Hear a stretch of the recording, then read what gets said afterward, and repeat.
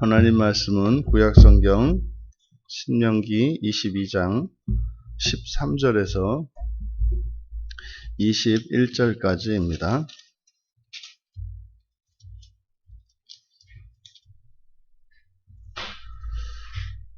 우리 같이 한 목소리로 함께 읽겠습니다. 누구든지 아내를 맞이하여 그에게 들어간 후에 그를 미워하여 비방거리를 만들어 그에게 누명을 씌워 이르되 내가 이 여자를 맞이하였더니 그와 동침할 때에 그가 처녀임을 보지 못하였노라 하면 그 처녀의 부모가 그 처녀의 처녀인 표를 얻어가지고 그 성문 장로들에게로 가서 처녀의 아버지가 장로들에게 말하기를 내 딸을 이 사람에게 아내로 주었더니 그가 미워하여 비방거리를 만들어 말하기를 내가 내 딸에게서 처녀임을 보지 못하였노라 하나 보라 내 딸의 처녀의 표적이 이것이라 하고 그 부모가 그 자리옷을 그 성읍 장로들 앞에 펼 것이요 그 성읍 장로들은 그 사람을 잡아 때리고 이스라엘 처녀에게 누명을 씌움으로 말미암아 그에게서 은 100세겔을 벌금으로 받아 여자의 아버지에게 주고 그 여자는 그 남자가 평생에 벼를 수 없는 아내가 되게 하려니와 그 일이 참되어 그 처녀에게 처녀의 표적이 없거든 그 처녀를 그의 아버지 집 문에서 끌어내고 그 성읍 사람들이 그를 돌로 쳐 죽일지니 이는 그가 그의 아버지 집에서 창기의 행동을 하여 이스라엘 중에서 악을 행하였음이라. 너는 이와 같이 하여 너희 가운데서 악을 제할지니라. 아멘. 부부의 거룩함이라는 제목으로 설교하려고 합니다. 이제 결혼하여 정식으로 부부관계를 맺은 후에는 미워하여 이혼할 수는 없다. 그러니까 결혼은 이것이 단순히 두 남녀의 결합이 아니라 이것은 신앙적이고 영적인 결합이기 때문에 단순히 두 사람 사이의 어떤 감정의 변화나 이런 의견의 다름으로 인하여 갈릴 수 없음을 성경은 가르쳐 줍니다. 이것이 오늘날 이 부부의 관계와 차이가 많이 나는 것이죠. 대부분 오늘날 이 두 사람 사이의 어떤 감정의 대립 또 이런 견해의 차 이런 것들로 인해서 심지어는 다행히 이렇게 이제 막 유행처럼 퍼지지는 않았습니다만 아예 자녀들 다 키우고 황혼에 이르러서 황혼 이혼이라고 하는 어떤 우리나라 유명 배우가 그것을 따라서 하는 바람에 사회적으로 좀 우려가 되었습니다만 그래도 얼마나 적인지 모르겠습니다만 그렇게 이제 없던 이상한 말들까지 생겨날 정도로 이 부부관계를 매우 개인적인 관계로 이해하고 있는 오늘과 이 성경과는 매우 다른 부부에 대한 이해를 가지고 있다. 그래서 이 부부관계는 단순히 개인관계가 아니다. 이것은 굉장히 영적인 관계가 부부입니다. 그런데 이때조차도 이렇게 이혼하기 위해서 심지어 혼전에 부정이 있었다는 것을 핑계로 삼아서 이제 누명을 씌워가지고 이혼하려고 하는 일이 일어났을 경우에 대해서 얘기를 하는 겁니다. 그러니까 모세가 이렇게 말씀하셨을 때는 그런 일이 이미 일어나고 있는 것이고 누구나 예상되는 거겠죠. 어쩌면 혹자는 이것이 이제 가나안 땅에 가면 가나안이 원래 그랬기 때문에 이랬다 이렇게 해서 그냥 가나안에다가 다 이제 오명을 씌웁니다만 사실은 가나안뿐만 아니라 애굽 땅도 우상을 섬기는 곳이기 때문에 굉장히 음란하거든요. 그래서 이미 이들 안에 그런 문화가 있었고 그것이 광야에서 출애굽한 1세대가 다 죽었음에도 불구하고 이것이 근절되지 않은 것으로 보여집니다. 그러니까 모세가 그때 당시에 이렇게 가나안 땅의 풍속이 이렇고 그래서 사전에 예방하기 위해서 지금 뭐 이스라엘 백성들은 아주 순결하고 거룩한 백성들인데 가나안 땅에 가서 그렇게 할까봐 그랬다라고 하는 해석은 너무 이렇게 이제 이스라엘에게 이렇게 편향적인 그런 해석이 아닌가 싶어요. 그러니까 보통 법이라고 하는 것은 그러니까 하나님께서 법을 주실 때는 물론 앞으로 일어날 일들에 대해서 하나님께서 이런 법을 주시기도 하겠습니다만 다분히 죄와 관련되어진 것이기 때문에 오랫동안 극복하지 못하고 있는 그 죄에 대해서 주시는 거죠. 그래서 지금 이들 안에 이러한 가정생활의 가장 기초가 되는 이 부부관계의 이런 순결은 고사하고 심지어 이렇게 고대에서 가지고 있는 여인들에 대한 그런 거의 소유물로 인식하는 이런 당시의 고대적 사상에서 부부관계마저도 이렇게 훼손되는 일들이 있었던 거죠. 그것을 어느 정도냐 뭐 이런 겁니다.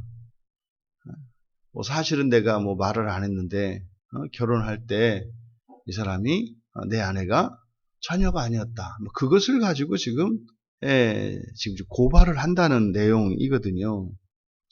그러니까 지금 여기에서 이제 순결의 문제를 따지기 전에 먼저 그 여인들에 대해서 가지고 있는 그 고대의 가치관, 그러니까 이제 거의 소유물로 이렇게 생각하지 않습니까? 어린 아이들과 이 여자들은 그렇게 생각을 했다고요, 고대에서. 그런데 일단 결혼을 하면 이게 달라지는 거예요. 그러니까 그렇게 함부로 할 수가 없는 게 이제 혼인 관계에서 이제 아내입니다. 그러니까 여자와 아내는 달라요. 그러니까 여자는 그렇게 남자의 그 생산력이 없다고 하는 뭐 그 이유만으로 사실 어떤 직업적인 기회를 주지 않기 때문이었지 않습니까? 하지만 결혼을 해서 아내가 되면 이게 이제 문제가 달라지는 겁니다. 그렇게 함부로 할 수가 없는 거예요. 왜요? 이것이 이제 부부관계로 묶여지면 이제는 남자와 여자가 한 몸이 되기 때문에 이것은 또 다른 문제가 되는 겁니다. 그래서 만약에 소유물처럼 우리가 생각하는 것처럼 무슨 이렇게 남존 여비 이런 그 가치관이 부부관계에서도 그렇게 딱 적용이 됐다면 뭘 그걸 누명을 씌워서 그렇게 버립니까? 그냥 버리면 되죠. 그런데요, 이것은 안 되는 거예요. 부부관계는 그렇지 않은 겁니다. 그러니까 고대에서 가지고 있는 여성에 대한 그 여성을 비하하는 것 같은 이런 인식이 있는 반면에 혼인에 의해서 맺어진 부부관계에서의 아내라고 하는 지위는 어쩌면 오늘날보다도 더 존중되고 있는 그런 고대의 문화를 우리가 볼 수 있다. 어쨌든 지금 모세의 율법에서는 이렇게 혼전의 부정을 누명씌우려는 경우, 이게 이제 뭐 사실일 수도 있고 사실이 아닐 수도 있지 않습니까? 그러면 이것을 이제 부모가 소송의 주체가 됩니다. 여기서도 보면 이제 그러면 그 아내가 소송의 당사자가 돼야 되지 않는가? 왜 부모가 대신하는가? 그래서 이것이 마치 여성들에게 이런 법적 주권이 없는 것처럼 이해할 수도 있습니다만 그것이 아니라 철저하게 보호되는 거예요. 그래서 결혼을 하게 되면 남편의 절대적인 보호 아래에 들어가는 겁니다. 그래서 남편의 주권이라고 하는 것이 그냥 자기 아내를 좌지우지하고 뜻대로 하고 그러는 게 아니라 또 여자라 그래서 무조건 아버지의 말씀, 아버지에게 이렇게 재산과 같이 소속되어 있어서 그렇게 자유도 없고 이런 것이 아니라 인격적인, 그러니까 여호와 신앙 아래에 있는 이 신앙 공동체 안에서는 기본적인 인격적인 사람에 대한 인격적인 대우가 어느 정도는 전제로 깔려 있다고요. 하지만 여기서는 그러니까 보호받는 것을 말하는 겁니다. 그러니까 만약에 남편으로부터 이렇게 이런 부끄러운 누명을 쓴 경우에 그것은 그 아내 된 딸이 알아서 하는 것이 아니라 이때는 어떻게 되는 거예요? 또 아버지가 또는 그의 어머니가 적극적으로 그의 보호자 역할을 해야 되는 겁니다. 그래서 굉장히 이렇게 보호되고 있는 것이 아내라고 하는 것을 알 수 있어요. 그러니까 여자와 아내는 천양지차입니다. 그래서 그 부모가 이제는 소송의 주체가 됩니다. 그래서 그 여자의 그 처녀의 표, 이게 이제 자리옷이라고 하는데, 이게 초야에 이제 그 증거물을 가지고 있는 거죠. 그래서 이 처녀의 표인 이 자리옷은 이제 결혼한 여인들에게 생명과 같은 겁니다. 이제 뒤에 가서도 만약에 그 표적이 없는 경우 이게 돌로 맞아 죽습니다. 그러니까 이것은 굉장히 그 결혼한 여인들에게 있어서는 굉장히 중요한 거죠. 그래서 만약에 그 여자의 아버지가 이제 딸에게서 그 처녀의 표인 자리옷을 가져다가 이제 재판을 하게 되는 장로들에게 증거로 보여주는 겁니다.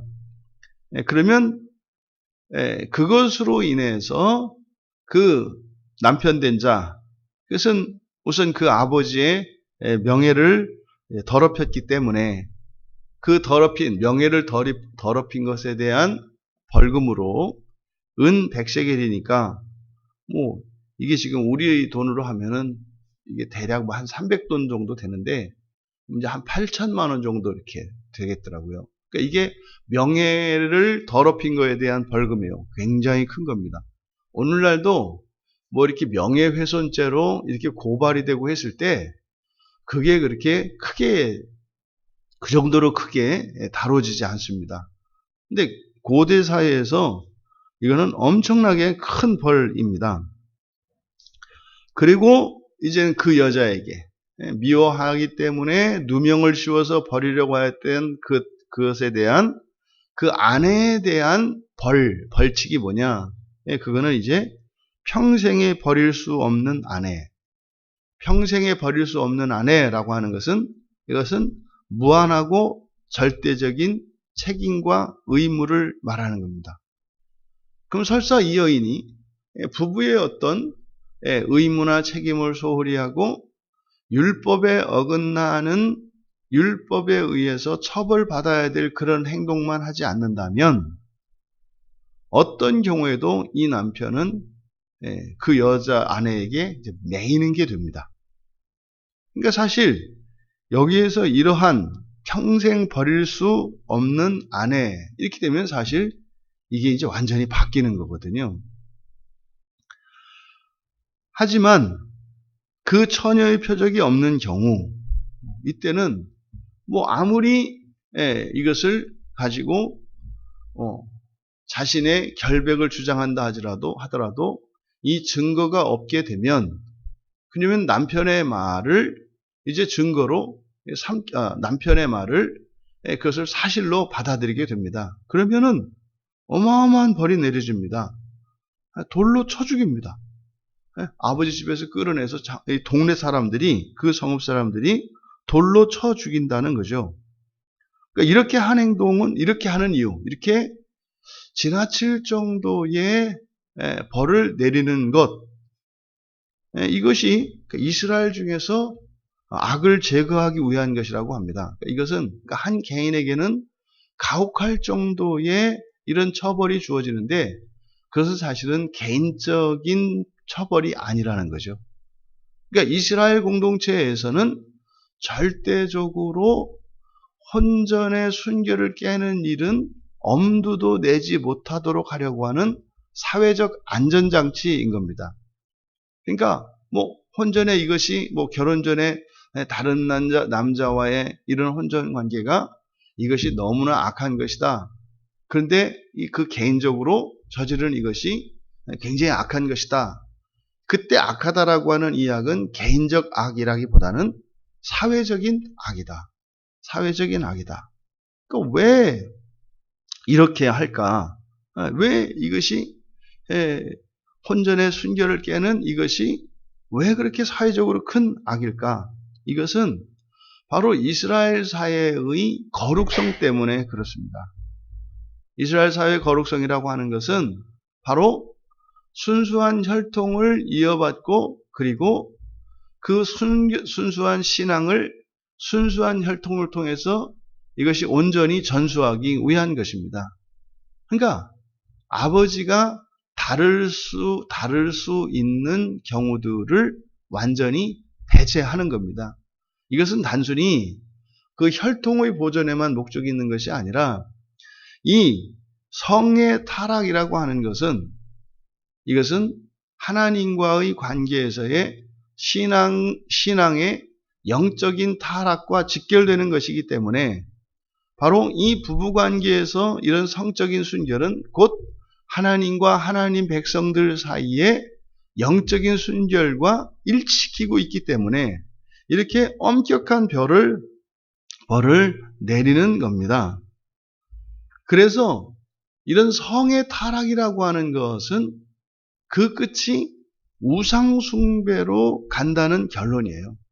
그러니까 우리들은 아니 그게 무슨 상관인가? 사람들 사이에서 부부관계와 이게 하나님과 하나님을 믿는 하나님의 백성들 사이에 이 관계가 뭐가 이렇게 그렇게 연결되지 않는 꼭 연결이 되지 않는다고 할 수는 없지만 그게 그렇게 100% 직결이 된다고 볼 수 없지는 않은가? 이것은 무엇이겠습니까? 바로 앞에서도 우리가 살펴본 것처럼 이런 의식주 일반 일상생활에서도 거룩함을 강조하는 것은 바로 유일신 신앙을 지키기 위한 것인데 이런 성적 타락으로서 이런 부정으로 인해서 이 부정을 하게 되는 일체의 그 어떤 생각도 용납하지 않으려고 하는 겁니다. 그러니까 정말 하나님 한 분만을 믿고 유일신 신앙으로 살아가기 위해서는 신앙생활만 그렇게 해서 되는 것이 아니라 일상생활의 모든 영역에 있어서 거룩하게 구별하여 살고자 할 때라야 가능하다는 것이에요. 그러니까 종종 우리들이 신앙과 이런 종교적 실천과 일상생활의 실천을 구분해서 생각을 하게 되는 경우들이 많은데 그렇지가 않다는 겁니다. 그러니까 이 세상에서 우리가 누리고 있고 하고 있는 현재의 가정생활과 교회생활은 장차 죽고 난 뒤에 또 우리가 살아갈 그 영원한 나라에 이르기까지 우리의 현 주소를 나타내는 거예요. 우리의 가정생활과 우리의 교회생활이 바로 우리가 만약에 지금 죽는다면 이 순간 우리가 이제 수명을 다하고 하나님이 부르셔서 이 세상을 떠나서 음부로 들어간다면 우리가 어떠할 것인가 하는 것을 일상생활과 신앙생활 속에서 그 증거들이 이미 나타난다는 것을 가르쳐 줍니다. 그래서 예수를 믿는 순간 우리들은 교회 안에서만 신앙생활을 하는 것이 아니라 일상의 모든 일들이 신앙생활이 되는 거죠. 지금 여기에서 이렇게 이스라엘 공동체에서 이런 부부관계, 결혼이겠죠. 이 결혼의 거룩함이 매우 엄격하고 중하게 강조되어지는 것은 바로 이것이 무엇 때문에 그렇다? 영적 순결 때문에 그렇다. 그리스도인이라 그래서 외도를 안 하고 그런 게 없습니까? 옛날에도 그랬는데 지금 안 그러겠어요? 점점점 또 지금 오늘날은 세상이 점점점 이 성에 대해서 개방적이고 굉장히 자유로워지는 이런 시대 정신 속에 있지 않습니까? 그러니까 이것이 단순히 성의 문제가 아니라 이것은 바로 뭐다? 하나님 한 분만을 섬기는 이런 유일신 신앙을 가지지 못하게 하는 사단마귀의 계략이라는 거예요. 정말 그렇습니다. 이 개혁주의의 뿌리라고 하는 개혁주의라는 말이 이제 칼빈의 그런 신학을 따르는 사람들을 가리키는 말이거든요. 근데 이 사람이 프랑스 사람이에요. 그리고 이 개혁주의 신앙이라고 하는 그 칼빈을 따르는 사람들의 그 신학자들과 그 신학 사상을 따르는 사람들, 그래서 이런 개혁주의의 뿌리가 화란 네덜란드입니다. 근데 공통적으로요, 지금 이 세상에서 가장 성적으로 개방된 나라예요. 이상하잖아요. 바른 신앙을 추구하자고 그렇게 일어났던 그 나라들이 성적으로 가장 개방적이고 가장 타락한 나라가 됐어요. 무슨 말입니까? 신앙을 따라서 온전한 신앙을 추구하며 살고자 할 때 가장 먼저 치고 들어오는 공격이 뭐라는 거예요? 성적 타락이라는 거예요. 그래서 목회자들에서 종종 이해할 수 없는 어떤 성적인 타락이나 이런 일들이 나타나는 게 뭐예요? 순결한 신앙을 깨트리는 공격이 어떤 신학적인 논쟁이나 이런 것이 아니라 무엇을 통해서 온다? 성의 타락을 통해서 온다는 것이 이 역사적 교훈이에요. 그러니까 지금 그것은 이미 거슬러 올라가서 모세의 율법 안에서도 여호와 하나님을 섬기는 유일신 신앙이 무너지는 자리가 바로 어디다? 부부관계입니다. 부부관계의 이 순결이 깨어지면 이것이 결국은 하나님을 버리고 우상을 섬기게 된다고 하는 이 가르침을 우리가 이해할 수 있다, 없다, 동의가 된다, 안 된다의 문제가 아니라 이미 이것은 역사적인 교훈을 통해서 입증이 된 것이기 때문에, 그래서 이 부부의 성윤리에 대해서 굉장히 엄격한 기준을 가지고 다루고 있는 겁니다. 그 이후에도 이제 뒤에 나오는 것들이 전부 이 성윤리에 관한 것들이거든요. 오늘날 우리들이 가지고 있는 이런 성인식과 지금 모세의 율법에 나타난 이 성윤리 자체에 이것이 개방적이냐 아니냐 이 문제가 아니라 바로 무엇입니까? 영적인 거라는 거예요. 성은 영적인 것이라는 것. 이것이 오늘날 우리들에게 우리들이 가지고 있는 이 사상과 이 사상에 없는, 단순히 이것이 인간적인 관계가 아니라 영적인 문제라고 하는 이것이 우리들에게 깨달아지고 믿어지기를 바랍니다. 그래서 지금 시대를 역행해야 되는 가장 중요한 것 중에 하나가 바로 이 부부의 성에 관한 것이고 결혼에 관한 것입니다. 근데 이것이 시대 정신을 거스른다는 것이 이게 쉽습니까? 거스르기가 어렵습니다. 굉장히 어렵습니다. 우리들이 기도해야 되는 중요한 제목 중에 하나가 바로 우리들의 자녀들을 위한 것입니다. 그 중에 하나 바로 결혼과 부부의 순결에 대한 기도. 그러니까 바꿔 말하면 이것이 단순히 사람들의 어떤 성향이나 생각 이것이 아니라 이것을 뭐라는 거예요? 영적인 거라는 것이죠. 이 배후에는 영적인 세력이 있다고 하는 것입니다. 그래서 이 모세의 가르침을 통해서 또 모세를 통해서 주신 하나님의 이 율법을 통해서 우리들이 싸워야 할 중요한 싸움이 부부관계의 이런 순결의 회복이라고 하는 것, 이것을 우리들이 다시 한번 깨닫게 됩니다. 우리들 자신이 지금은 이제 아직 결혼하지 않은 우리의 자녀들을 위해 우리 자녀들의 거룩하고 순결한, 그래서 오직 예수 그리스도 한 분만 정말 그렇게 주님으로 영접하고 믿고 따를 수 있는 그런 신앙의 가정으로 유지되기 위한 그 전제 조건이 부부의 순결이라고 하는, 이것이 우리들에게 인생을 살아가며 우리들이 싸워야 할 중요한 한 싸움이 되시기를, 그래서 점점점 이 시대는 어두워질지라도 우리의 자녀들의 가정에, 교회에서는 더욱 밝아지는 그 은혜의 일들이 일어나기를 주님의 이름으로 축원합니다. 존귀하신 하나님, 단순히 개인적이며 남녀 관계의 결합으로 여겨지는 이 부부 결혼에 대한 이 거룩함이 회복되어져야 하는 절대적인 것임을 깨닫게 됩니다. 하나님, 저희들이 다시 이 부부의 거룩함을 회복할 수 있도록 은혜를 내려 주시어서 저희들의 신앙이 위협받지 않게 하시고 오직 예수 그리스도 한 분만을 주님으로 영접하고 믿고 살아갈 수 있는 영적인 거룩함의 토대를 이루어 갈 수 있도록 은혜를 내려 주시옵소서. 감사하며 예수님의 이름으로 기도하옵나이다.